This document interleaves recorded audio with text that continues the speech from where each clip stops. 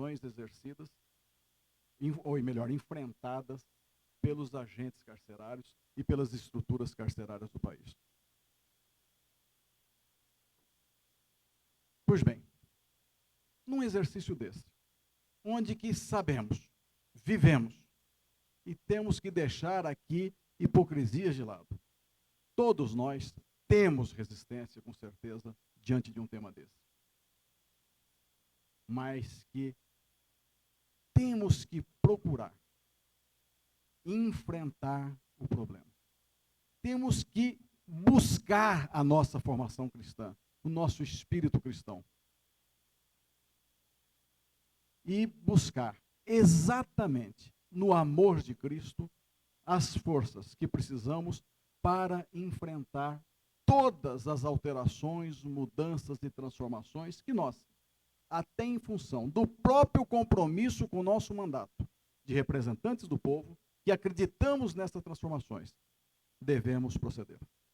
Deixo aqui, nessas minhas poucas palavras, este reconhecimento do primeiro momento da minha resistência, mas que, num exercício terrível, buscado do fundo do coração, mas que, nessa busca, tenho certeza de que me coloco hoje ao lado dessas pessoas encarceradas, ao lado dessas pessoas que hoje perderam não a liberdade, e sim a dignidade. E peço forças a Cristo para que consigamos enfrentar as transformações que se fazem necessárias. Obrigado.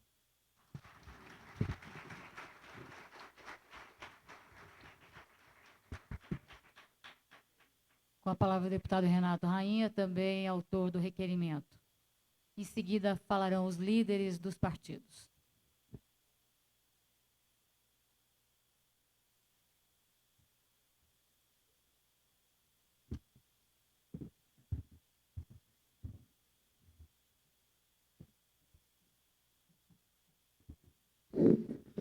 Excelentíssima senhora presidente da Câmara Legislativa do DF, deputada Lúcia Carvalho, excelentíssimo senhor secretário de Segurança Pública, doutor Roberto Armando Ramos de Aguiar, neste ato representando o excelentíssimo senhor governador do Distrito Federal, sua eminência cardeal arcebispo de Brasília, Dom José Freire Falcão, reverendíssimo senhor secretário-geral da Conferência Nacional dos Bispos do Brasil, Dom Raimundo Damasceno de Assis, excelentíssimo senhor procurador-geral de Justiça do Ministério Público do DF e Territórios, doutor Humberto de Jurtulhoa, meritíssimo senhor juiz titular da Vara de Execuções Criminais do Tribunal de Justiça do Distrito Federal e Territórios, doutor Jorge Lopes Leite, a quem quero cumprimentar e fazer aqui de público o reconhecimento pelo brilhante trabalho que Vossa Excelência vem desempenhando à frente da Vara de Execuções Criminais. Sabemos nós, porque acompanhamos o trabalho de Vossa Excelência,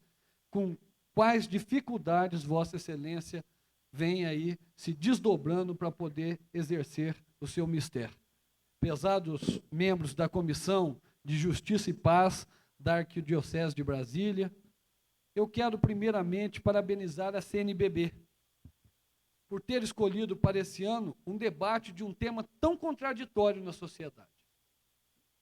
Foi escolhido com muita coragem, porque o lema Cristo liberta de todas as prisões e o tema a fraternidade dos encarcerados pode dar a crer que a Igreja Católica, neste momento, está se preocupando tão somente com o presidiário. Mas nem o tema nem o lema tem apenas esse alcance. Certamente não tem. A questão carcerária, ela é por demais complexa. Ela é por demais difícil de ser analisada. E eu quero começar analisando aqui, eu quero começar trazendo para esses debates alguns dados atuais, dados de hoje. Esses dados foram coletados hoje aqui no Distrito Federal. E olha que eu não estou falando de nenhuma cidade do interior do estado pobre do Nordeste. Eu estou falando da capital da República. Só para nós termos uma ideia, o CIR, que é a famosa Papuda, ele tem hoje uma lotação de 1.023 presos. A capacidade, senhores, 650 presos apenas.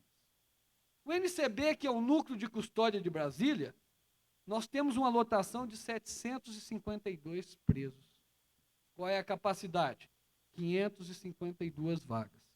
A CPE, que é a Coordenação de Polícia Especializada, que está ali de forma provisória, está ali de forma não correta para segurar e até para reeducar os presos naquele local, nós temos uma lotação de 300 presos, quando a capacidade deveria ser em torno de 120. Nas delegacias de polícia, a situação não é diversa. Só para os senhores terem uma ideia, a primeira delegacia de polícia, hoje tem 35 presos na sua carceragem, dos quais 15 presos são condenados pela justiça. E os senhores sabem que as delegacias de polícia não têm estrutura nenhuma para manter o preso ali. Quer estrutura de segurança, quer estrutura para conceder os benefícios e para atender o que determina a legislação de execuções penais no nosso país. Só para se ter uma ideia, a lei de execuções penais diz que cada preso tem que estar recolhido em pelo menos 6 metros quadrados, para cada preso. A nossa 16ª Delegacia de Polícia em Planaltina, o preso, ele está recolhido em 67 centímetros. Para dormir, teoricamente, teria que dormir em pé se não houvesse o revezamento. Esta é a situação que nós estamos vivendo aqui. E, recentemente, a sociedade se alarmou e se alertou com o que aconteceu no CAGE, onde nós temos uma lotação de 180 adolescentes infratores, podemos assim chamar, e houve rebelião, houve tentativa de fuga, houve mortes, e nós tratamos desse tema aqui várias vezes. Vários alertas nós fizemos. Esta Câmara foi palco de muitas discussões nessa questão. Se não vejamos a moção de minha autoria, número 1916, que eu apresentei no dia 2 de setembro, e que eu logrei êxito em aprovar no dia 3 de setembro de 1996, depois de uma reunião que tive com os servidores do CAGE, onde eles me alertavam, vai haver fuga, deputado Rainha, vai haver fuga porque o número de agentes sociais é muito pequeno, vai haver fuga porque não há condições de separação dos menores infratores já condenados e aqueles que ainda estão ali provisoriamente, vai haver fuga porque os perigosos estão junto com aqueles que não têm periculosidade.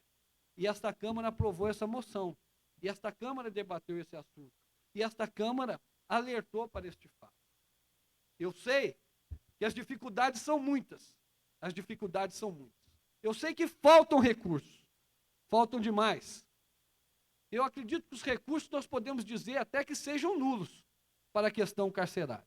Mas muita coisa pode ser feita se tiver um pouco mais de observação e um pouco mais de atenção. Só para vocês terem uma ideia e me permitam continuar um pouco mais no quadro estatístico, hoje a situação dos agentes penitenciários do Distrito Federal, ela chega a ser não preocupante, mas gravíssima. Nós temos um quadro de 400 agentes penitenciários, todavia preenchido apenas 372. É o mesmo quadro de 1977. E os senhores sabem o que Brasília cresceu de 1977 para cá. Dorme nas gavetas do Congresso Nacional desde 1993, um projeto de lei que aumenta em mais 400 vagas de agentes penitenciários. E está parado na primeira comissão, que é a Comissão de Defesa Nacional. E ele não anda de jeito nenhum. E não é por falta de pessoas terem interesse e ir até lá conversar com os parlamentares. Porque eu fui várias vezes acompanhando delegados, agentes penitenciários, pessoas responsáveis pelo sistema penitenciário. Está aqui Mozart da FEIPOL, que nos acompanhou e foi conosco várias vezes. E esse projeto dorme lá naquele local, enquanto tudo isso está acontecendo aqui fora. Essa discussão e essa sessão, ela é de fundamental importância e ela deveria ser feita em cada Câmara Legislativa, no Poder Legislativo Federal, nas câmaras de vereadores, para que isso fosse alertado, para que esse assunto fosse tratado, para que cada um olhasse onde é que está a nossa omissão, qual é o papel que nós temos que fazer e que não estamos fazendo. Mas quero continuar. Nas delegacias de polícia, onde existe um número enorme de presos, não existe agente penitenciário para cuidar dos presos. Quem cuida é o próprio policial, que desvia-se de suas funções de reprimir a criminalidade, deixando o criminoso totalmente livre para exercer aí a sua função, que é atuar contra a sociedade, não reprimindo esse elemento, esse agente infrator, e passa a cuidar do preso. Passa a ficar ali desviado de função, cuidando de preso. O que é pior, na Papuda, no CIR, onde tem mais de 1.000 presos, no período das 17 horas até as 9 horas do outro dia, nós temos apenas 17 agentes penitenciários para cuidar da segurança daquele estabelecimento.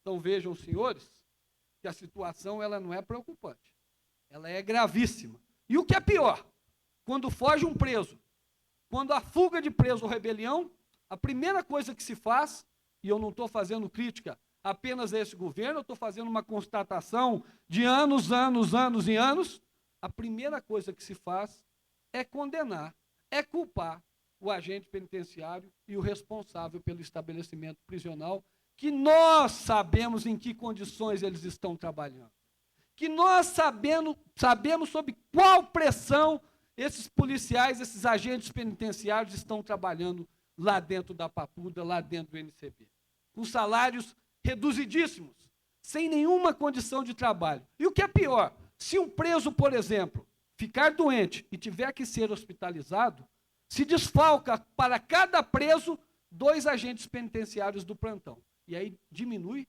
ainda mais o número de agentes penitenciários que cuidam dos presos. E um fato que eu quero trazer aqui para os senhores e para as senhoras, quero trazer aqui para o Dom Falcão, que eu já alertei várias vezes aqui do perigo de se manter presos nas delegacias de polícia. A questão carcerária era mais abrangente que olhar só para o preso, porque as delegacias, elas são construídas em centros onde existem residências e onde existem comércios. Todas as delegacias de polícia, todas elas. E os senhores imaginem uma fuga de preso com perseguição de uma delegacia. Qual será a primeira atitude, meu nobre secretário de Segurança, daquele preso em fuga? Certamente será se alojar ou em uma residência ou em um estabelecimento comercial próximo à delegacia e ali vai fazer reféns. E aí nós não sabemos o que mais vai acontecer, porque é imprevisível, como aquela fuga que aconteceu recentemente em Goiás, em Goiânia, Aparecida de Goiânia, e que veio a matar uma menina, uma estudante que estava chegando em Brasília e que depois nós só pudemos apenas lamentar esse acontecimento. Mas quero continuar ainda. No CIR, na Papuda, não existe manicômio judiciário.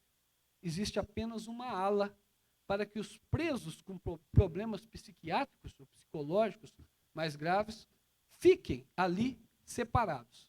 Mas eles não têm atendimento psiquiátrico a contento. E ficam lá, jogados. É nosso semelhante, é nosso irmão. E está lá jogado. Vamos só separar ele, deixar ele separado dos demais, e a sociedade fecha os olhos e se dá satisfeito com isso. Mas nós, e eu me permito aos demais colegas fazer essa observação com relação aos católicos, aqueles que não são desta religião, nós, cristãos católicos, não podemos de forma nenhuma compactuar com esse tipo de coisa, nem ficarmos calados e omissos diante disso, porque ali está um semelhante nosso e ali está um irmão nosso. Errou? Errou. Agrediu a sociedade? Agrediu a sociedade. Deve ser punido com muito rigor. Punido sim com muito rigor. Mas nós não podemos entender a punição enérgica, a punição com rigor, em transformar aquele homem, aquele semelhante, me permita a palavra, em um animal jogado ali de qualquer jeito. Isso, nós que somos católicos, não podemos permitir. certamente os cristãos de outras tendências religiosas também não irão permitir, e eu tenho certeza disso. Eu quero fazer um alerta e quero fazer um pedido em especial ao senhor secretário de Segurança, que nesse ato representa o senhor governador do Distrito Federal. A Lei de Execuções Penais prevê no seu artigo 69 o Conselho Penitenciário do Distrito Federal. O Conselho Penitenciário é o órgão da comunidade que aprova benefícios dos presos, como livramento condicional, graças, indulto, que fiscaliza a execução das penas. E semana passada eu fui procurado por uma pessoa do Conselho Penitenciário que me disse que o mandato dos atuais conselheiros estava esgotado, estava terminado. E nós mantivemos um contato a nível de governo, solicitando a algumas pessoas que nos ajudassem, porque é necessário que o governador faça a nomeação, quer reconduzindo os conselheiros cujo mandato já acabou, quer fazendo novas nomeações.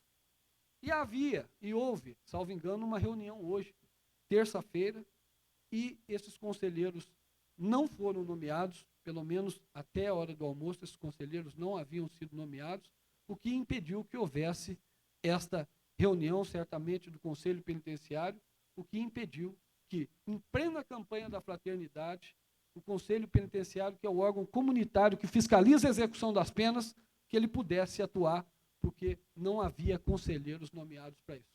Então eu faço um apelo a Vossa Excelência, eu sei, doutor Roberto, da sensibilidade de Vossa Excelência para essa questão, que Vossa Excelência, por favor, interceda no sentido de que essa nomeação, se não puder ser feita hoje, devido ao horário, mas que seja feita amanhã, sem falta nenhuma. E diante de todas essas questões que eu trouxe aqui, será possível recuperar um preso? O Euclides está aqui, é o exemplo vivo disso. Mas me permitam a sinceridade. O Euclides foi recuperado por obra divina. O Euclides não foi recuperado pelos homens, foi recuperado por Deus. Porque nesse sistema que nós temos penitenciário, a nível de país, eu não estou só falando do Distrito Federal, e olha que Distrito Federal subentende-se que nós temos o melhor sistema penitenciário da nossa nação. Imagine o que não deve estar aí por fora. Com esse sistema penitenciário, nós não vamos recuperar ninguém, não. Com esse sistema penitenciário, nós estamos fazendo verdadeiras fábricas de preso, verdadeiras escolas de criminosos. E eu quero reconhecer que, mais uma vez, o trabalho do doutor Jorge. Mas, lamentavelmente, o senhor não tem uma varinha de condão, nem o senhor tem uma máquina de fazer recursos, porque eu conheço o seu trabalho, eu conheço a sua dedicação e quero aqui prestar a minha homenagem à Vossa Excelência, doutor Jorge. É preciso que as autoridades coloquem a mão na cabeça e passem a investir recursos para recuperar o preso. Nós temos exemplos pelo país. A APAC, que é dirigida pelo doutor Mário Ottoboni, ou era há algum tempo atrás, em São José dos Campos, são pequenos presídios, onde o preso é levado para lá, é feito um trabalho interativo entre o preso, a comunidade, entre a família, e ali o preso trabalha, recebe orientação espiritual, e nós, há um investimento da sociedade com o retorno. Porque até o presente momento, o nosso dinheiro, que é caríssimo, manter um presídio hoje é caríssimo. Esse dinheiro está sendo utilizado tão somente para que nós possamos criar verdadeiras escolas de criminalidade. Me desculpem a ênfase com que eu falei, é um tema que realmente me atrai bastante. Eu tive a felicidade, em 1987, fazer um curso de formação de dirigentes de presídio, onde eu pude ter uma visão geral do nosso país, do sistema penitenciário, e pude ver que de 1987 para cá nada mudou. O que mudou foi que o número de presos aumentou e a estrutura continua a mesma e cada vez mais difícil. Mas eu acredito que nós haveremos de fazer alguma coisa. Eu acredito que nós haveremos de um dia exercer na prática o mandamento de Deus de amar aos nossos semelhantes como a nós mesmos. Essa é uma obrigação nossa. E por isso eu acredito na campanha da fraternidade deste ano. Muito obrigado a todos.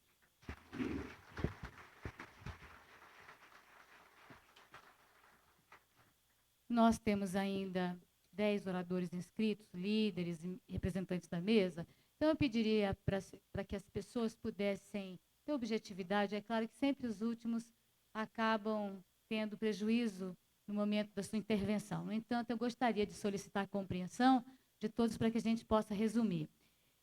Também pediu a palavra como autor do requerimento o deputado Luiz Estevão, a quem eu passo a palavra, e passo também a presidência, neste momento da sessão, ao deputado Zé Edmar. Tenho que me ausentar 5 minutos da sessão, mas retorno logo a seguir para dar prosseguimento.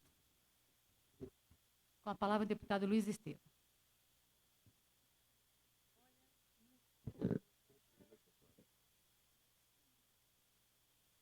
Excelentíssimo senhor, neste ato, deputado José Edmar, primeiro secretário desta Câmara Legislativa, neste ato no exercício da presidência, excelentíssimo senhor secretário de Segurança Pública, Roberto Aguiar, sua eminência, cardeal arcebispo de Brasília, Dom José Freire Falcão, reverendíssimo senhor secretário-geral da CNBB, Dom Raimundo Damasceno de Assis, excelentíssimo senhor procurador-geral do Ministério Público do Distrito Federal e Territórios, Humberto Adjuto Ulloa, meritíssimo senhor juiz titular da Vara de Execuções Criminais, Dr. Jorge Lopes Leite, demais autoridades aqui presentes, senhores religiosos, senhoras e senhores, público presente às galerias.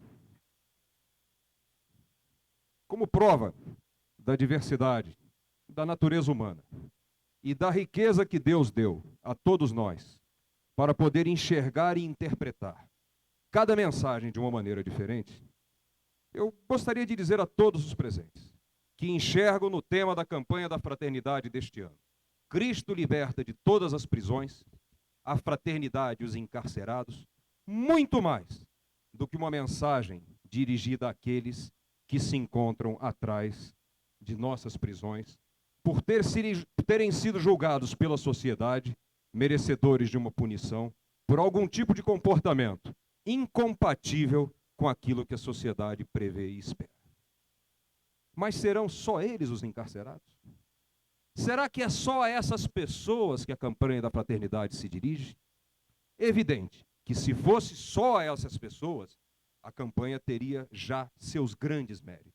Porque dentre os encarcerados existem pessoas realmente de comportamento abominável perante a sociedade, mas existem pessoas também cuja possibilidade de recuperação é dever de todos nós, tendo em vista que os crimes que cometeram, conforme demonstrado aqui em estatística, publicada à página 44 deste livro, distribuído a já todos nós, em sua grande maioria, são pessoas que cumprem penas muito leves e que o sistema carcerário em geral, muitas vezes, a joga irreversivelmente no caminho do crime, no caminho da falta da perspectiva da recuperação. Portanto, se a campanha da fraternidade buscasse atingir apenas essas pessoas, e eu digo apenas, porque embora sejam muitas, são um segmento menor da nossa sociedade, evidente que ela já teria seus méritos. Mas se nós formos avançar um pouco mais e chegar à página 75 do mesmo livro, nós vamos ler, em 14.1, a mesma frase da campanha da fraternidade: Cristo liberta de todas as prisões. E o que diz o Evangelho de São Marcos, em que São Marcos nos prepara para ver em Jesus aquele que derrota o mal, especialmente o tipo de mal que opera dentro de nós e nos torna escravos dos nossos próprios pecados. Quais são os cárceres que aprisionam os seres humanos? São muitos. É o cárcere da depressão. É o cárcere da droga. É o cárcere do alcoolismo. É o cárcere da perplexidade perante uma sociedade que muitas vezes o ser humano não consegue compreender. Ela é muito dura, muito perversa para a sua fragilidade. É o cárcere do preconceito racial, do preconceito religioso, do preconceito de todas as naturezas. É o cárcere da violência, de uma sociedade em que muitas vezes não há espaço para a fraternidade. É o cárcere do desemprego, que faz com que milhares de pessoas se sintam marginalizadas na sociedade, quer dizer, encarceradas na desesperança e na impossibilidade de, através do seu trabalho, garantir o pão nosso de cada dia. Entendo que a profundidade da mensagem da campanha da fraternidade é muito maior, porque é preciso que nós também liberemos essas pessoas dos seus próprios presídios. É preciso que nós liberemos essas pessoas também das suas próprias prisões. E eu me lembro de ter uma vez ouvido, há cerca de 8 anos atrás, o relato de um ex-presidiário. Eu estava fazendo um curso na Universidade de Viena e, juntamente com outras pessoas, fui convidado a assistir a palestra de encerramento, que seria proferida por um cidadão chamado Viktor Frankl, de quem eu nunca tinha ouvido falar e que soube depois, lendo os prospectos que distribuíram, que é considerado hoje o maior nome da psiquiatria em todo o mundo. O que é que nos dizia o Dr. Viktor Frankl? Dizia simplesmente que tinha sido um prisioneiro de guerra, judeu que era, durante a Segunda Guerra Mundial, prisioneiro dos nazistas. E aquela figura diminuta, frágil, alquebrada, exibindo nos seus braços as marcas do registro, do sofrimento, da humilhação que sofreu, nos dava ali naquele momento uma extraordinária demonstração de força. Quando ele dizia que em todos os momentos em que esteve preso, vendo todas as pessoas a seu lado serem submetidas às piores humilhações, e a grande maioria delas serem dizimadas e mortas em câmaras de gás, ele dizia que sempre se sentiu forte, porque ali ele sempre teve uma esperança. E ele dizia que ali ele pôde perceber a importância de que todos nós descubramos dentro de nós o sentido da vida. Porque a maior prisão que existe para o ser humano, sem dúvida alguma, é a prisão da desesperança. Contra essa não há fuga. Podemos abrir a porta de todos os cárceres, podemos dar comida, podemos dar conforto, podemos dar tudo, mas o homem que não consegue se libertar de si mesmo, da sua desesperança, da sua angústia, o homem que não consegue enxergar o sentido da vida, esse é um prisioneiro, é um encarcerável, irrecuperável. E é por isso que eu vejo a força da campanha da fraternidade. Vejo numa simples palavra, numa simples estrofe de uma música que todos nós, que frequentamos igreja, eu que sou católico, apostólico, romano, praticante, na minha opinião, encerra tudo aquilo que nós devemos buscar para encontrar o sentido da vida. É quando nós vamos à igreja e cantamos o que eu vou recitar aqui agora. Minha vida tem sentido cada vez que eu venho aqui. E te faço meu pedido para não me esquecer de ti. Nós vamos orar, não para que Cristo não se esqueça de nós, mas para que nós não esqueçamos de Cristo. Porque quem não esquece de Cristo conhece o sentido da vida. Muito obrigado.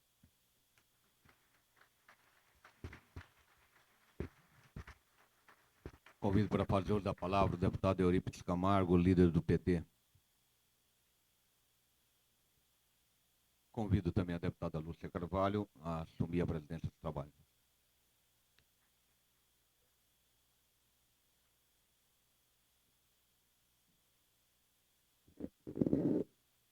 Senhora presidente, deputada Lúcia Carvalho, senhor cardeal a serviço, Dom Ferreira Falcão, Dom Damasceno, secretário de Segurança, Dr. Roberto Aguiar, nosso juiz de direito Humberto Ulloa, Dr. Jorge Leite. Senhores deputados, senhores líderes religiosos presentes, de várias denominações religiosas, como líder do Partido dos Trabalhadores nesta casa, e como católico que sou, saúdo a oportunidade desta sessão e louvo a iniciativa da CRBB em trazer para a ordem do dia a realidade dos nossos encarcerados. E ao abrirmos espaço neste parlamento para a campanha da fraternidade, nós, representantes do povo do Distrito Federal, debatemos uma situação das mais graves em nosso país, que é o sistema penitenciário.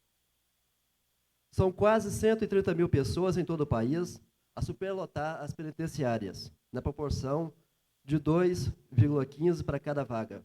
Desse total, 96,31% são homens e a grande maioria é oriunda das classes pobres e marginalizadas. O desrespeito aos direitos humanos e a indiferença com a vida nas cadeias pelo Brasil afora são flagrantes. Aidéticos padecem nossas prisões. Muitos cumprem pena além do que foi estipulado. Presos são violentados nas cadeias sob a omissão do sistema penitenciário. A tortura corre solta. Poucas casas de detenção oferecem atividade ocupacional. A assistência jurídica não funciona a contento. E uma série de outros abusos são cometidos. Como cristão, não posso deixar de mencionar a preocupação do Senhor Jesus e do seu evangelho para com os encarcerados. Estive preso e não me visitastes. São palavras que denunciam a indiferença de boa parte da sociedade para com os presos. Na carta aos Hebreus, podemos ler: lembre-se dos encarcerados como se vocês estivessem presos com eles. Lembrem-se dos que são torturados, pois você também tem um corpo. Estes textos trazem a nós a consciência de que, se a prisão é uma possibilidade de se reparar crimes cometidos e recuperar aqueles que os praticaram, ou seja, fazer justiça, é preciso, então, que esta seja levada a sério. Ou seja, justiça para com a sociedade e justiça também para com aqueles que momentaneamente estão fora dela. Senhora Presidente, quero considerar que, embora lançado pela Igreja Católica, como parte de uma campanha, o debate de tema de tamanha relevância não deve se restringir aos católicos e às suas programações. Este debate transcende as fronteiras de qualquer religião, é antes um assunto que interessa a todos aqueles preocupados com a questão ética e com a luta por justiça e pela vida. Finalizando, Senhora Presidente, quero considerar que não são encarcerados apenas aqueles que estão a cumprir pena numa cadeia ou casa de detenção. Há também milhões de brasileiros encarcerados cujos nomes não figuram nas estatísticas oficiais. Existem um sem número de homens, mulheres e crianças em nosso país privados das mínimas condições de saúde, trabalho, moradia e bem-estar. Há ainda um número também considerável de brasileiros, irmãos nossos, presos pelo egoísmo, avareza, indiferença e que abarcam para si riquezas infinitamente acima de suas necessidades, seja por meios ilegítimos ou até legítimos, porém, alheios à sorte daqueles que passam fome e privações de toda origem. E se o pessimismo e a desesperança são crescentes, fortalece-nos, porém, a mensagem bíblica que é lema da campanha deste ano: Cristo liberta de todas as prisões. Todos os presos merecem com nosso respeito e solidariedade. Não construiremos um Brasil melhor ignorando nossos irmãos. Se é verdade que ainda precisamos de prisões, que estas sejam, então, instrumento para a execução da justiça e mecanismo pedagógico de reeducação para a vida e não de vingança. E que a esperança e a luta pela liberdade por um Brasil mais humano e fraterno anime a nossa caminhada a cada dia. Muito obrigado.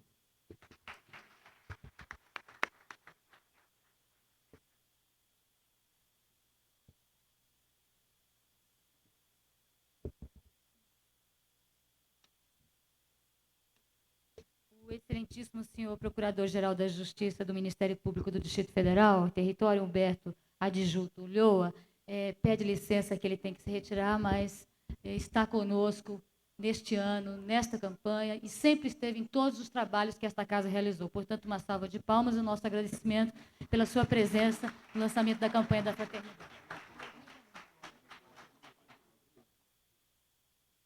Com a palavra o deputado João de Deus.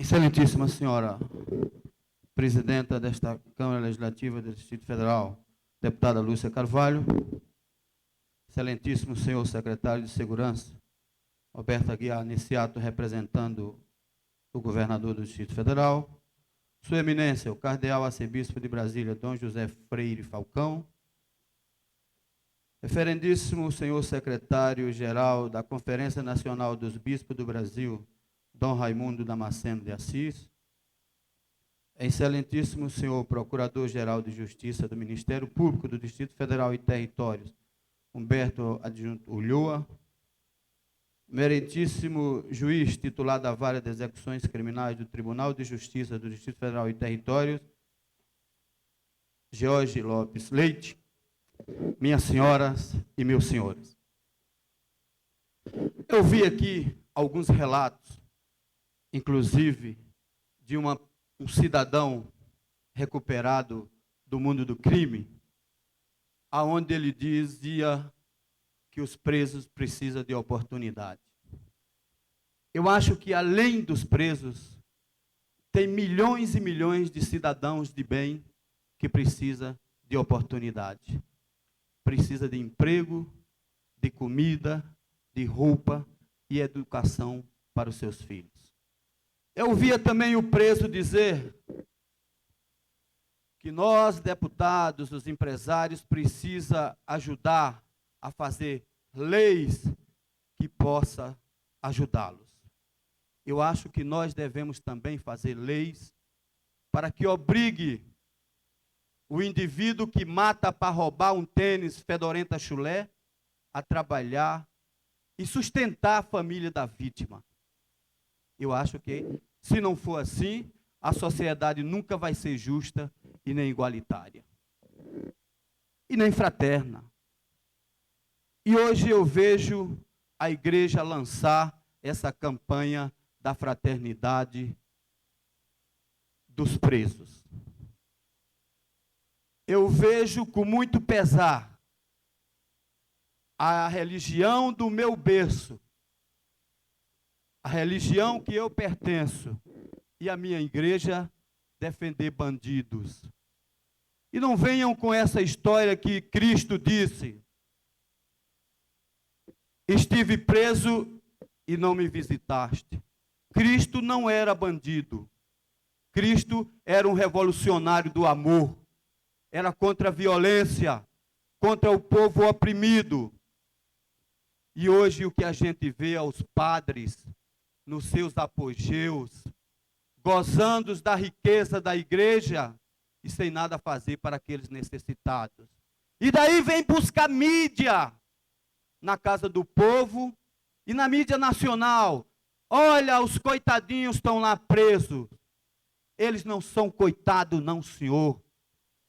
Eu trabalhei no presídio, eu trabalhei na papuda, eu trabalhei no núcleo de custódia e sei o que é bandido. Eu já fui vitimado por bandido, e bandido não é humano. E nós devemos defender os homens e as mulheres de bem. É por isso que eu vejo, senhora presidente, com muito pesar, a minha igreja perder terreno para outras religiões. Hoje não se vê mais, a não ser no interior, o padre sendo aquele conselheiro espiritual, o padre sendo aquela pessoa que leva fé e perseverança para os mais humildes. O que a gente vê hoje é os padres querendo aparecer na televisão, querendo mídia, e é com muito pesar. E aqui eu faço um desafio, que a minha igreja venda os seus terrenos, venda as suas joias e ajude os mais necessitados, não a bandido, porque bandido é bandido e tem que ser banido do seio da sociedade. Muito obrigado.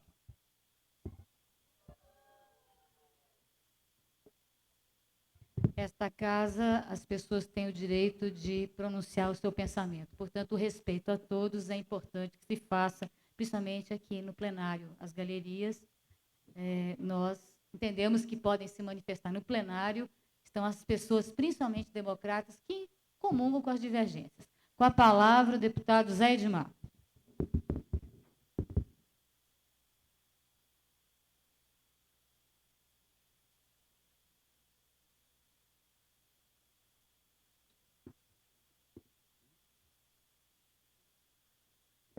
Excelentíssima senhora presidente desta casa, deputada Lúcia Carvalho, excelentíssimo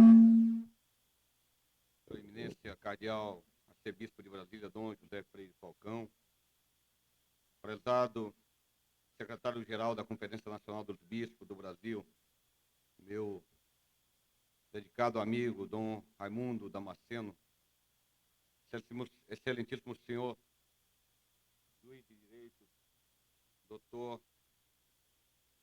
Jorge Lopes Leite, prezados amigos, senhores deputados, senhoras e senhores presentes nessa casa. A Igreja Católica, sempre preocupada com a missão evangelizadora, motiva o povo do Brasil a caminhar renovando com as obrigações dos missionários do terceiro milênio. Ela está comprometida e firme em uma proposta há 2000 anos da construção do Reino de Deus. Nesse interim, através de cuidadosa e especial evangelização, se dedica a preparar todos em espírito de grande solidariedade entre as pessoas. A Igreja convoca os seguidores de Cristo a viver um novo tempo. Um tempo em que o reino de Deus respeita a todos. As pessoas, a sociedade, o mundo inteiro, a trabalhar para a construção do reino de Deus, significa reconhecer, favorecer o dinamismo divino, que está presente na história humana e quer fortalecer os seus passos e sua elevação. Construir o reino quer dizer trabalhar para a libertação do mal.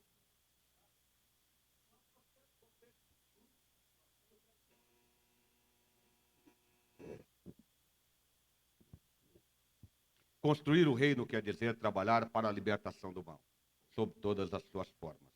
Hoje, fala-se muito do reino, mas nem sempre em consonância com o sentido do evangelho pregado pela Igreja. É verdade que o reino exige a promoção dos bens humanos e dos valores evangélicos, porque intimamente são expressões da Boa Nova, dita pelo Senhor Jesus na expressão "eu vim para que todos tenham vida e que tenham plenamente". Mas a nossa sociedade humana teima em se manter nas trevas do egoísmo, da indiferença, da escravidão, da miséria, impostos a milhões de criaturas que também são partícipes da criatura do reino de Deus. No documento Tertio Millennio Adveniens, o Papa João Paulo II nos diz o seguinte: no liminar do novo milênio, os cristãos devem pôr-se humildemente diante do Senhor, interrogando-se sobre as responsabilidades que lhes cabem, também nos males de nosso tempo. Ele nos chama a atenção para que vivamos uma religiosidade comprometida e realizadora no campo da justiça social e do bem comum. Nesse especial contexto de final de século, em dinâmica preparação dos rumos ao novo milênio, a CNBB interpreta as carências sociais do povo pela 30ª vez e lança a campanha da fraternidade. Fala às mentes e corações da população pelo tema "A fraternidade e os encarcerados". O lema: Cristo liberta de todas as prisões. Isto em perfeita consonância com a carta apostólica e com as necessidades de nosso povo sofrido, que está depositado como seres subhumanos nos cárceres. O tema revigora a promoção dos direitos civis dos cidadãos que, lamentavelmente, no Brasil, ainda carecem de atenção. Isto se comprova com os números da desgraça humana. Aliás, desconforto para um Cristo que, para ser libertador, passou pelas masmorras, torturas e crucificação. Este Cristo que incomoda e quer tirar da acomodação as autoridades responsáveis pelo apodrecimento dos seres humanos. Nas favelas, nas invasões típicas das vilas estruturais desassistidas, nas cadeias, delegacias e CAGES, na prostituição, nos viciados, nos menores de rua. É triste e estarrecedor ver que o levantamento do Ministério da Justiça revela que os presos brasileiros são os pobres, os pretos, as prostitutas. Com presença prisional de 96,31% de homens, cujas idades são 78% são inferiores a 30 anos. População que deveria ser produtiva, se estivesse melhor atendida nas suas necessidades mais fundamentais, tais como educação, trabalho, teto e terra. É escandaloso e vergonhoso divulgar para o mundo que a nossa população encarcerada é formada por 95% de muitos pobres e que 85% dos detentos não têm dinheiro para assegurar a sua defesa jurídica por um advogado. E quando falo isso, eu gostaria de pedir à dona Maria, que está ali no auditório, que se levantasse. Faz favor, fique em pé. Porque hoje, coincidentemente, ela passou no meu gabinete pedindo para que eu ajudasse de um modo ou de outro. E ela veio me contar a situação dela. É casada há 7 anos com um senhor que é vigilante de uma dessas empresas de segurança. Mas numa briga de bar, de mesa de sinuca, acabou por usar a sua arma de trabalho e deu um tiro para o ar, não acertou ninguém, mas atirou no estabelecimento. E conclusão da história toda. Como é vizinho da quadra, perto da casa, foi para casa. E naquele período de 24 horas que a pessoa é preso em flagrante, foi preso, detido na sua casa e está na delegacia, na 17ª delegacia, há 3 meses. E ela com os seus filhos passando fome hoje. E ainda por mais, perguntando se eu posso ajudá-la com um advogado do meu gabinete, que parece que a comunidade pobre hoje sabe que o nosso gabinete aqui tem um advogado e é talvez o gabinete que mais trabalha nesse sentido, que já não aguenta pagar mais o advogado. E aí, vale lembrar, o advogado que hoje praticamente faz da miséria, da exploração, o seu meio de vida. Não para tirar aquele pobre, coitado, lá da cadeia, mas para deixá-lo lá. Para continuar extorquindo a mulher, a pobre coitada, e forçando até a vendê-la, a sua única coisa que ela tem, que é a própria casa, para tentar tirar o marido de lá, para poder prover as necessidades básicas do cidadão. E aí, eu paro para refletir em que diabo de país, de estado, de mundo que nós estamos. E aí eu paro para refletir nesse momento dessa carta em que tão cuidadosamente nós desbruçamos nesses dias para fazê-la tão reduzida, mas talvez tentar sintetizar e parabenizar a CNBB por tal campanha. Também gostaria de, nesse momento aqui, fazer uma outra reflexão que me foi produzida pelo delegado de polícia, Onofre de Moraes, da 9ª DP de Polícia do Lago Norte, onde ele me contava um caso que já deve ter uns 5 anos, mas que até hoje isso atormenta nos meus dias de sono, nos meus cantos, onde deito o travesseiro e não consigo entender isso. Me contava lá, ele que um garoto que brigou com a família, com o pai e tudo mais, pegou na boleia de um caminhão, saiu de São Paulo e veio para Brasília. E aqui, depois de uma semana tentando alguma coisa, se arrependeu e queria voltar. E foi para a rodoviária, e fez biscate aqui, ganhou o dinheirinho da passagem de ônibus, foi para a roda ferroviária comprar a bendita passagem para voltar para a casa dos pais. Mas, ao chegar na rodoviária, não podia embarcar, que era de menor. Tinha 16 anos. E o que ele fez? Um modo muito simples. Arranjou com um dos colegas de maior uma carteira de identidade, foi lá, comprou a sua passagem e tentou embarcar no ônibus. Ora, foi pego em flagrante,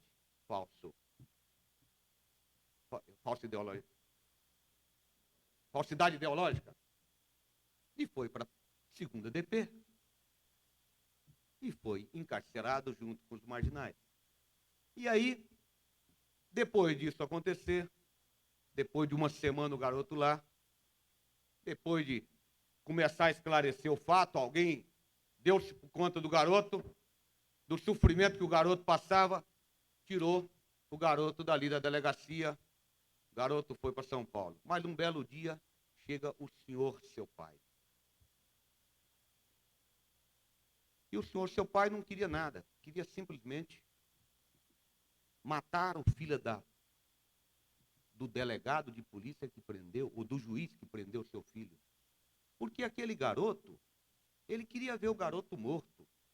Ele não queria mais aquele filho. aquele filho que tinha sido estuprado na delegacia de polícia aos 16 anos, aquilo não era mais homem, pô. Aquilo não era mais ser humano, pô. E que diabo de sociedade a gente pode dizer que se fabrica leis para esse caso? Então, é desnecessário. Talvez eu até acabar de ler o meu pronunciamento, onde eu parabenizo a Igreja Católica, a CNBB, que em tão grande hora, em tão momento tão sagrado, tão sublime, teve a coragem de trazer esse tema ao debate. Esse tema que traz reflexões tão polêmicas, como a do próprio companheiro, o deputado João de Deus, que viveu a sua vida toda prendendo bandido e que certamente tem todo o direito de ter toda a raiva de bandido. Como eu, que vivo dentro das favelas, tenho todo o direito de defender as pessoas mais humildes dessa cidade. E quero dizer para os senhores, o defeito não está na delegacia, no sistema carcerário, está na oportunidade que não se dá à sociedade, principalmente à sociedade pobre, de conseguir um meio de vida de sustentar. E aqui, mais uma vez, eu quero fazer uma reflexão em cima de Brasília. Fala-se muito. Os ricos são incomodados pelos pobres que chegam de outros estados, de outros locais, e querem buscar um pedacinho de pão. E, logicamente, se querem conseguir algum dinheiro, logicamente, onde é? Perto dos ricos. É ali que podem obter alguns recursos. No meio dos pobres não tem como se manterem. E, efetivamente, essa cidade, até hoje, ainda apregoa as mesmas políticas de discriminação social. Se não, vejamos, nos idos de 60, quando da invasão do IAPI, retiraram aquela bruta favela da invasão do IAPI, levaram lá para de trás do morro, para Ceilândia, fizeram lá um amontoado de pobres, onde ninguém teria como dar abrigo a um ao outro. E ali criaram-se milhares e milhares de marginais, em função da pobreza, da dificuldade da vida. Mas naquele API, que não poderia ser local ocupado pelos pobres, deu-se as casas ao Guará 2. A classe média pôde ficar lá. Mas o argumento para tirar os pobres era que eles iriam poluir o Lago Paranoá. Discriminação social. Qual é a discriminação maior, se não é mandar o nosso povo que veio para Brasília trabalhar por entorno e abandoná-los lá sem água, sem luz, sem escola, sem serviço, sem nada? Obrigando-os a passar 2 horas no transporte coletivo para chegar num local onde possam obter algum resultado. Vamos ser mais claros nessa colocação. Qual é o melhor assentamento de Brasília? Qual que mais constrói uma dignidade familiar? Se não é o Paranoá, faça um levantamento, faça uma análise da situação do Paranoá e da Samambaia, que foram iniciadas no mesmo período. Qual é a situação real das famílias que ali vivem? Vejam, senhores, que no Paranoá a situação de crescimento da família é muito maior do que na Samambaia. Porque levaram para Samambaia outro núcleo de pessoas pobres que não teriam como se abrigar junto a alguma camada mais rica ou mais aquiolada para que pudessem obter alguns recursos. E o Paranoá, que está entre o Lago Sul e o Lago Norte, tem como ter o seu emprego de jardineiro, de motorista, de ajudante de obra, de qualquer outra coisa na casa dos milionários do Lago Sul. Uns se completam aos outros. Vejam o crescimento das famílias do Varjão. Vejam os crescimentos e vão ver os crescimentos das famílias que hoje o governo regulariza na Telebrasília. Mas o mesmo governo que regulariza um projeto do PT na Telebrasília é contra regularizar um projeto que ele votava anteriormente aqui nessa casa, quando era oposição, mas que hoje é contra votar na estrutural, por uma questão política e não por uma questão técnica. Porque na estrutural ainda é área urbana. Todas as leis, todos os nossos documentos dizem que lá vai ser edificado uma cidade, se não um setor complementar de indústria. Mas aos pobres é renegado o direito de ali morarem. E certamente aqueles pobres que estão na estrutural, que serão jogados em outra favela em Brasília, amontoado a outros milhares e milhares de pobres, se transformarão em outros marginais que irão povoar as nossas favelas. as nossas delegacias. O mal, portanto,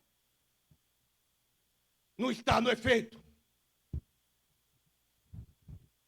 O mal está ali na raiz, no local onde possam ser construídas as suas famílias. E eu quero dizer, com a alegria de ter a minha vida toda criado e educado na Igreja Católica, ter feito um curso superior de teologia por pura vontade, e graças a Deus tenho a satisfação de dizer que foi o melhor curso que fiz na minha vida. Porque, certamente, saber o que é felicidade, eu gostaria de convidá-los, os senhores, a compartilhar comigo um pouco de felicidade. Não é vivendo, e os senhores talvez não que tenham me visto, nas reuniões com os ricos dessa cidade, mas certamente os senhores sabem de quantas e quantas vezes participo das favelas. Estou encerrando, senhor presidente. Mas é necessário que diga, quero convidá-los a compartilhar comigo desse mundo, desse pequenininho mundo que estamos construindo na estrutural. Onde? Eu quero aqui pedir a Dom Falcão, quero pedir a Dom Raimundo Damasceno, que, por favor, faça a reconstrução também dentro da estrutural de uma igreja católica, onde nós temos 19 igrejas evangélicas. E nós não temos, efetivamente, uma igreja católica que possa responder e dar orientação e proteger aquele povo contra os desmandos, contra as mentiras colocadas pelo governo naquela comunidade. Portanto, eu quero encerrar aqui com as minhas palavras, parabenizando a CNBB, parabenizando a igreja, parabenizando essa casa e os autores desse requerimento que fizeram com muita felicidade o início, o lançamento dessa campanha da fraternidade, que certamente, ao final, frutos necessários e outra mentalidade para conduzir a nossa sociedade e dar mais humanidade àqueles pobres que estão amontoados nas delegacias e nas prisões do Distrito Federal. Muito obrigado, senhores presidentes. Passamos agora a palavra aos membros da mesa e eu solicitaria a todos os parlamentares que estão próximos aqui do plenário que viessem e que nos ajudassem a concluir esta sessão, até em homenagem a todos que estão presentes, populares que nos visitam, até o final. Eu sinto o esvaziamento dos parlamentares, quero inclusive um compromisso dos que estão, que fiquem até o final, para que a gente não dê uma demonstração à população que aqui vem, de que nós falamos e nos ausentamos do plenário. Portanto, eu pediria que todos os que falam, que permaneçam até para ouvir uma réplica, uma tréplica ao que se posicionou. E quero registrar também a presença do padre da paróquia Nossa Senhora Aparecida da cidade de São Sebastião, João Otávio Martins, Geraldo Teixeira e Geralda Carlos dos Reis da paróquia de São Sebastião, reverendo Rui José de Moraes Barbosa, capelão do Conselho de Pastores Evangélicos do DF, Vera Lúcia da Silva Neiva, representante do Grupo de Oração Caminhantes de Emaús, Irmã Perpétua do Socorro, Avance, da Fraternidade Santo Antônio do Distrito Federal, Maria Amélia Saraiva, representante da Paróquia São José, Santa Maria, representantes da Escola Paroquial Santo Antônio, Irmãs Franciscanas, Fraternidade Santa Terezinha, vice-presidente da Associação de Papiloscopistas do DF, Aguinaldo Soares, presidente do Conselho Paroquial da Paróquia Nossa Senhora do Carmo, da 913 Sul, Hermânio Farias do Nascimento, e a senhora Rosa Batista de Farias, da Escola de Catequese da Arquidiocese de Brasília, a irmã Ana Amélia dos Santos do Colégio Nossa Senhora do Carmo, padre Moisés Marchese, da Igreja Dom Bosco do Núcleo Bandeirante, e Hélio Lopes, administrador do Cruzeiro, presentes nesta sessão. Com a palavra, os membros da mesa, Dr. Jorge Leite.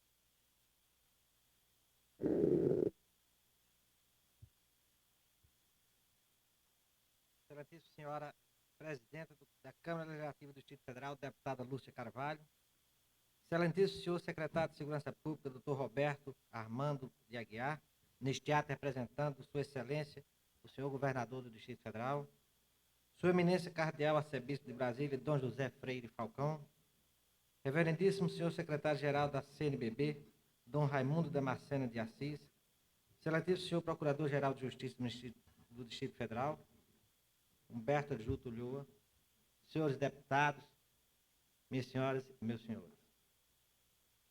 Quando se fala em questão penitenciária, nós sabemos que estamos diante de um dos problemas sociais mais angustiantes que esse país tem a enfrentar no limiar do terceiro milênio. O que fazer com o crescimento avassalador da violência e da criminalidade em todo o mundo, e em particular em nosso país, é a pergunta que todas as nações civilizadas se fazem, e a nossa com mais propriedade, porque nós temos uma dificuldade adicional, que é a carência de recursos. E é natural e é normal que as opiniões divergentes se apresentem nesse cenário. E por aí os senhores podem imaginar o que é que representa o Poder Judiciário nesse contexto. Eu diria que nós estamos, como juízes da Vara das Execuções Criminais, situados no olho do furacão, e ao nosso redor se debatem ideias tão díspares e contraditórias como a do nobre deputado João de Deus, a quem eu respeito, sei que representa uma parcela considerável da nossa população que pensa exatamente como ele. De outro lado, as comissões de direitos humanos, as pastorais, os grupos que defendem os direitos humanos, e o juiz se apresenta aí como no centro de uma série de forças em que a sociedade se debate em torno de um problema que realmente é crucial. E muita gente também questiona, afinal de contas, todos nós sabemos, já foi dito aqui, e não serei eu que deverei repetir, que o nosso sistema penitenciário realmente está se avizinhando do caos. Enquanto nós estamos aqui nesta Assembleia, em nossas delegacias policiais, nós temos homens convivendo em 1 metro quadrado de área. E para dormir, dormem em regime de revezamento. E evidentemente que essa situação nos envergonha a todos como cidadãos. Ofende a consciência jurídica de uma nação. Porque realmente, nesse ambiente deletério, não se pode sequer sonhar em poder reintegrar alguém à sociedade. Porque, na verdade, nós temos em nosso país uma pena de morte. Não a pena de morte tradicional, por enforcamento, decapitação, injeção letal, qualquer outra coisa. Não a morte física do ser humano, mas a pena de morte espiritual. A degradação do ser humano nos ambientes dos nossos presídios. Então, nessas condições subhumanas e desumanas, é utópico realmente imaginar que alguém possa ser recuperado e reintegrado à sociedade. E só um milagre divino é que justifica exemplos como o do seu Euclides, como tantos outros milagres que eu presenciei particularmente há 5 anos à frente da Vara das Execuções Criminais, e já vi exemplos de regeneração e recuperação que só Deus pode explicar. Agora, uma coisa é certa, nós não podemos mais continuar admitindo esse estado de coisas. E aí vem um questionamento comum que se faz sempre ao juiz da Vara das Execuções Criminais, a quem muita gente considera, talvez, o responsável. Morosidade, dificuldade de apreciação dos processos.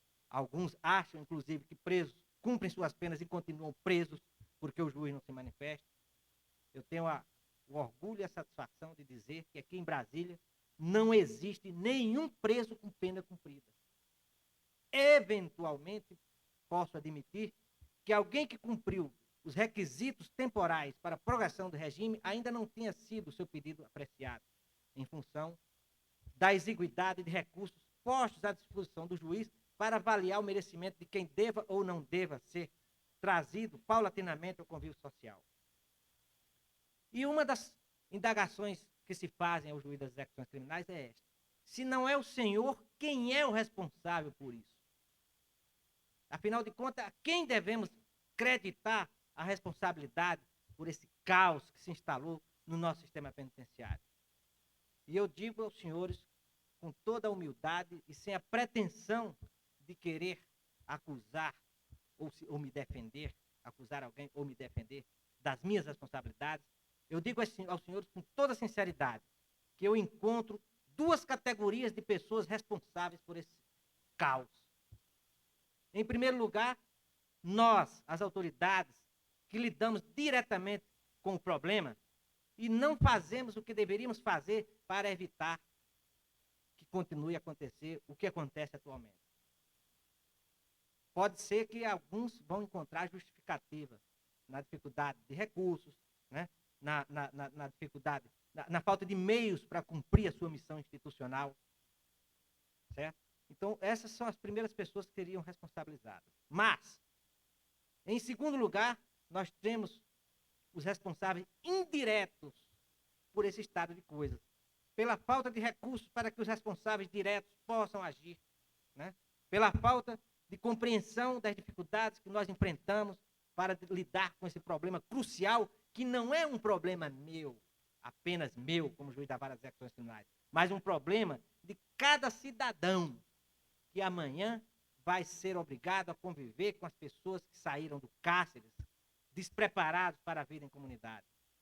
Portanto, a segunda categoria de pessoas responsáveis, eu diria, somos todos nós, enquanto cidadãos que sempre nos mantivemos silentes, indiferentes e omissos a esse quadro que se apresenta aí diante dos nossos olhos, quase que diariamente, através dos jornais, através da televisão, que nos ofende na hora do almoço, mas um quadro do qual nós esquecemos logo em seguida.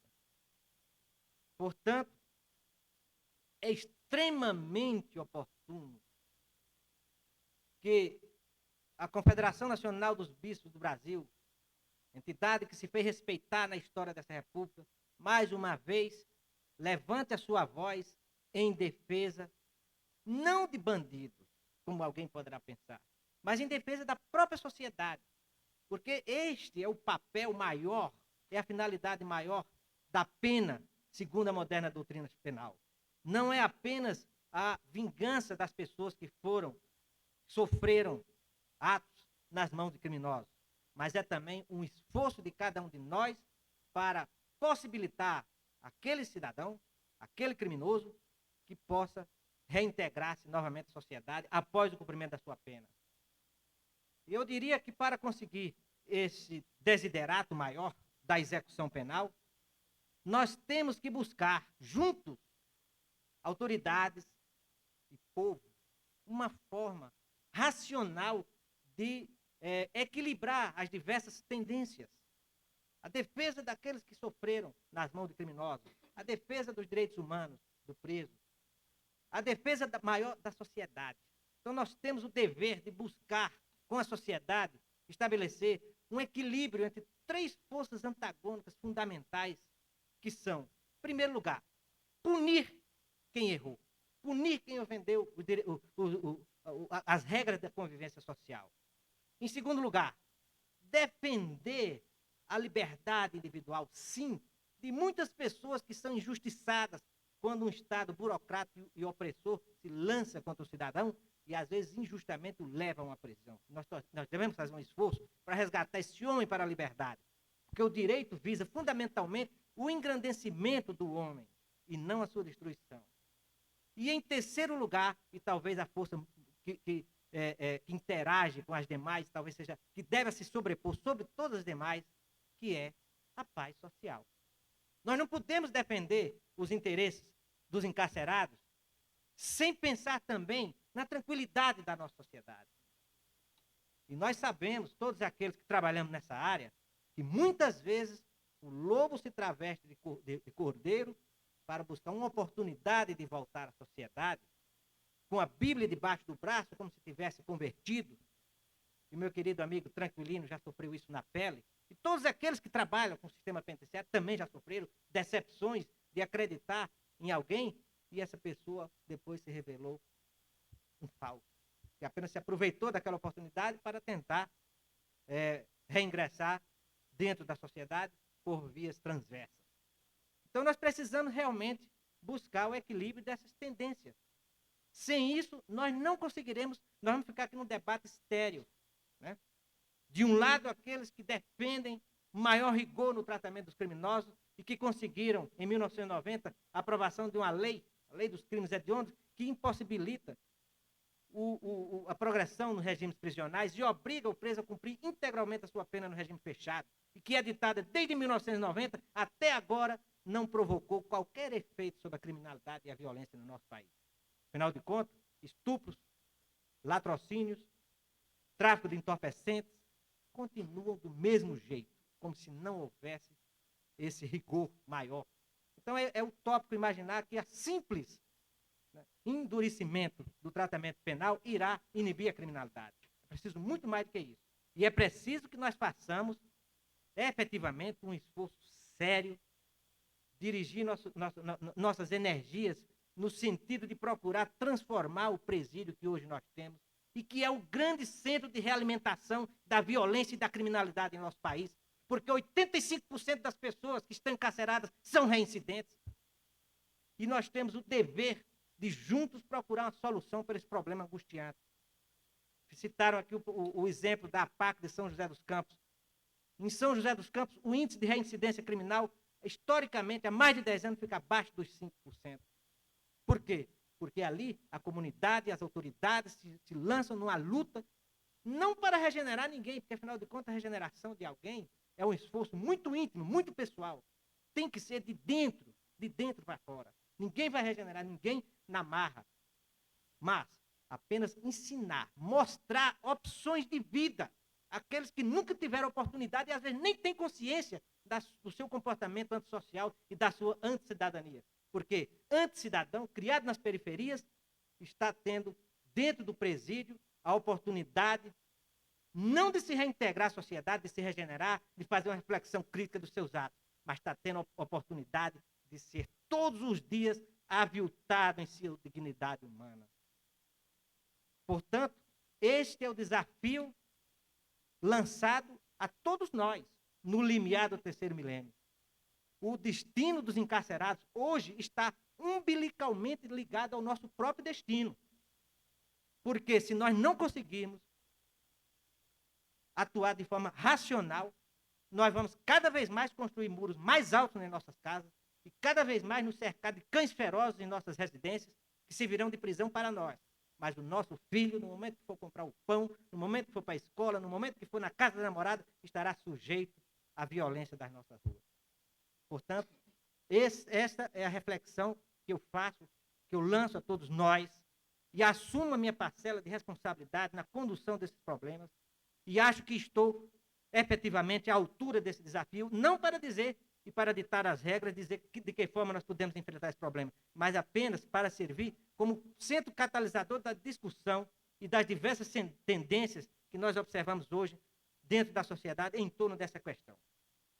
O desafio é este: transformar os nossos presídios de centro de realimentação da violência urbana em centros de regeneração e engrandecimento do homem. Obrigado, senhor.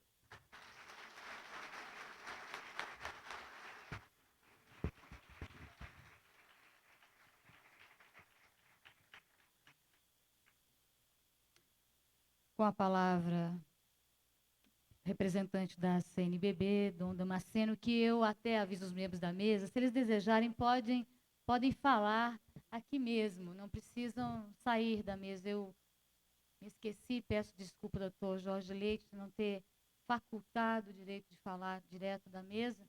Passo agora ao Dom Damasceno. Agora, antes de passar a palavra a ele, eu quero comunicar a todos que a Rádio Nova Aliança, 710 AM, Rádio Católica de Brasília, está transmitindo ao vivo. Portanto, faço uma saudação também aos ouvintes, nesse momento de Brasília, que estão ligados nesse debate aqui da Câmara Legislativa.